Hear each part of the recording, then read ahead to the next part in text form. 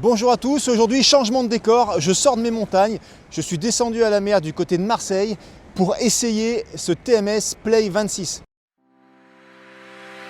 Alors aujourd'hui on va essayer deux choses, ce cadre, ce vélo, ce qu'il en est, et par la même occasion le moyeu arrière TMS, je vous en ai parlé, c'est vrai que ça peut être une alternative ultra intéressante par rapport à ce qui se fait aujourd'hui, à un prix accessible, donc on va tester ça.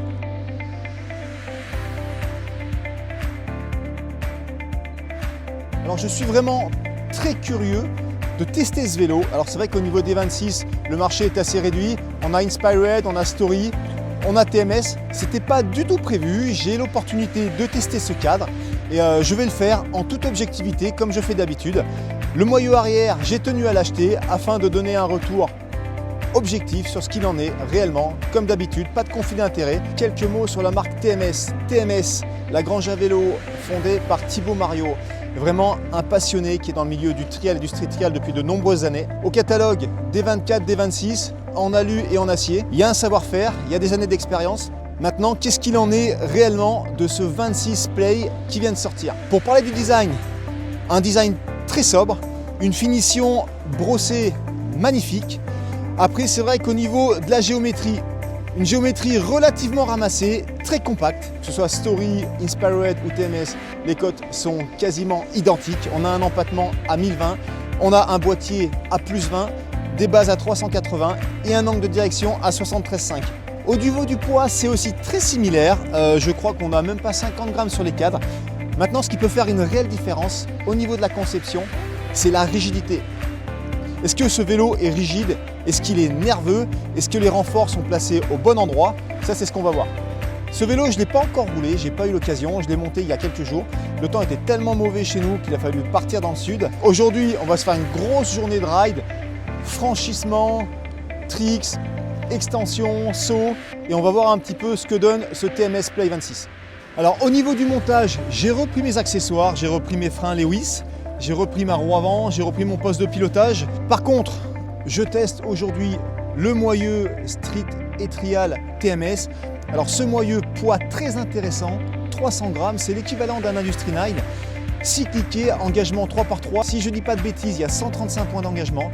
Il faut savoir que j'ai roulé avec le Spank pendant des années, qui a 102 points d'engagement. Ça suffit largement. Aujourd'hui, on a Industry 9 qui sort un moyeu version 2 Hydra avec 870 points d'engagement. Alors ça, c'est super sur le papier, mais honnêtement, je vois pas à quoi ça sert. Bon, peut-être certains vont sentir la différence, moi non. Par contre, j'ai payé ça à 500 € et j'ai que des problèmes. Je suis vraiment très curieux de tester ce moyeu, à un prix vraiment abordable en single speed.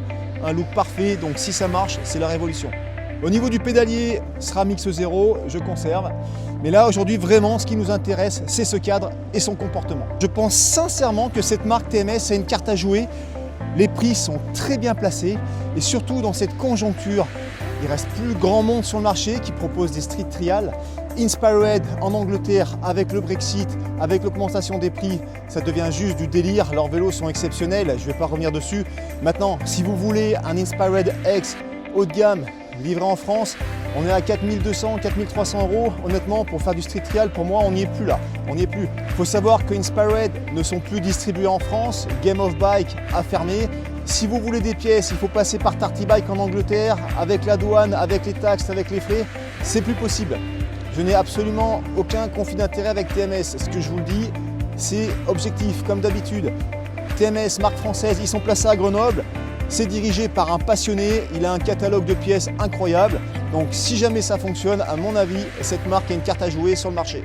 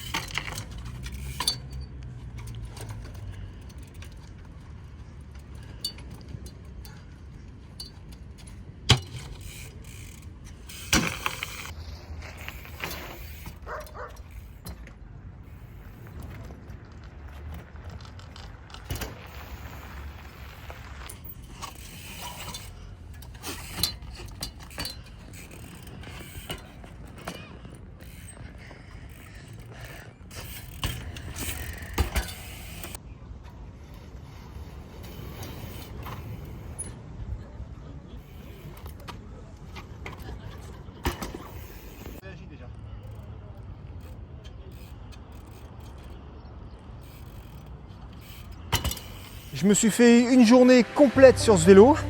Alors le but de cette vidéo, c'était pas de faire des choses esthétiques, mais faire des choses qui me permettent vraiment de le tester, de le sentir dans les mouvements que moi je considère comme essentiels et fondamentaux. Le vélo est relativement nerveux, on se sent bien dessus. Alors c'est vrai que tout ce qui est Bunny au tiré, c'est le 26, c'est le boîtier haut, ça demande plus d'engagement, plus d'efforts, il faut être vraiment très tonique, très réactif. Sinon on se mange la marche, hein. C'est pas comme un 24 avec le boîtier bas, ça part tout seul. Par contre tout ce qui est sur l'avant, up to front, c'est un véritable régal, on se sent vraiment en sécurité. Le vélo nous met dans la bonne position tout de suite, j'ai adoré. Au niveau des transferts, des cartes pédales, relativement réactif, c'est vif, ça part bien. Petit point que j'ai oublié ce matin pour parler esthétique. Alors ça c'est vraiment propre à TMS, c'est vraiment leur signature d'avoir des cadres, que ce soit en 26 ou en 24, qui soient très sloping, très ramassés, surtout au niveau du tube de selle. Pour moi, esthétiquement ça pose pas de problème, mais au niveau technique, il y a deux petits trucs qui accrochent. Un, la selle, si vous la remontez pas un petit peu, si vous la sortez pas un petit peu du tube, elle va venir frotter le pneu arrière. Bon, c'est un détail, mais il faut la monter de 2-3 cm. Le deuxième problème, sur la patte de fixation du frein à disque derrière, on est obligé de mettre quelque chose de très haut, très massif, pour compenser les haubans qui sont très bas. Et donc voilà, il faut revenir un petit peu en hauteur pour venir fixer un rotor de 180. Donc vraiment, ce vélo, je me sens bien dessus. Si je pouvais critiquer un petit peu, parce qu'il faut critiquer un peu quand même, je dirais que attention au niveau du passage, au niveau du yoke, au niveau du pneu, si vous n'avez pas la roue qui est parfaitement centrée, sur les grosses impulsions, les gros quarts pédales, ça peut venir frotter un peu le yoke, côté droit ou côté gauche. C'est vrai que ma roue, je viens de la monter, elle a bougé un peu au début, elle s'est décentrée, donc j'ai dû la reprendre un petit peu, afin qu'elle soit parfaitement axée et que j'ai pas de frottement. Bon après, avec quelques petits réglages derrière, pas de souci. J'aimerais qu'on parle un peu de ce moyeu, parce que les moyeux, ça devient très problématique. Soit c'est complètement hors de prix, soit c'est introuvable. Écoutez, ce TMS, pour moi, c'est une vraie belle surprise. J'ai roulé qu'une journée avec, mais honnêtement, j'ai appuyé. J'ai fait des gros transferts, des gros cartes pédales. J'ai pas eu un seul claquement de chaîne. Vous avez, juste quand il est neuf, premier coup de pédale, tout se serre, tout se met en place, ça craque dans tous les sens. Et après, c'est terminé. Donc vraiment, sur une journée complète, à partir du moment où la roue était serrée, pas de souci. C'est vraiment intéressant parce qu'aujourd'hui, pour avoir un moyeu en street trial, en single speed, qui tienne la roue dans des prix corrects, c'est juste insupportable. Vous avez Industry 9, on en a parlé, bon, trop cher et puis de moins en moins fiable. Le Spank, les prix ont explosé et c'est quasiment introuvable. Les Hop Pro 5, il y a des véritables problèmes au niveau de la roue libre. Donc je pense que ça, à 189 €, c'est une véritable alternative, vraiment intéressante. Single speed, 6 cliquets, 3x3, 135 points d'engagement. Ils ont intégré la gaine. Elle passe dans le cadre, chose que Inspired n'a pas réussi à faire en plus de 10 ans. Contrairement au carbone où il y a des guides à l'intérieur, on n'entend pas la gaine. Là, c'est vrai que la gaine, on l'entend à l'intérieur du cadre. Dès qu'on saute, on entend gling, gling, gling, gling. C'est chiant, vraiment c'est chiant. Je pense avoir trouvé une solution. Voilà, je vous dirai ce qu'il en est, je vais essayer de faire ça chez moi. Là, je suis à Marseille, j'ai pas les outils pour. J'ai aimé rouler sur ce vélo, une véritable alternative à Inspired. Point fort, marque française, des passionnés, ils ont absolument tout ce que vous voulez dans leur catalogue. Pour parler rapidement tarif, le 26 Play, monté de façon basique avec des Magura, il sort à 1490 €. Le modèle haut de gamme, il me semble qu'il est à 2990 €. Honnêtement, ça veut dire 1300 ou 1400 € de moins qu'un Inspired, il n'y a pas photo. Conclusion, pour moi, ce TMS, il conviendra à 99,9% des gens. C'est un vélo qui est polyvalent, qui a de véritables atouts. Je vais vous dire la vérité, il ne faut pas se leurrer. Ce n'est pas la même qualité de finition qu'un Inspired, mais Inspired, aujourd'hui, il n'y a plus de distributeurs et les prix, ça ne veut plus rien dire. Aujourd'hui, on a une marque française qui a absolument tout le matériel avec une équipe de passionnés. Ils ont un vélo qui est beaucoup plus accessible. Honnêtement, vous pouvez y aller. Fin de journée à Marseille, je vous referai une courte vidéo où je vais aller rider avec ce vélo sur mes spots à Grenoble la semaine prochaine, sur mes grosses marches. J'ai vraiment des repères très précis, vous le savez, donc je referai un petit compte rendu à la suite de cette session. En attendant, si vous avez des questions, n'hésitez pas. Je vous remercie et je vous dis à très vite pour un nouveau test. Ciao!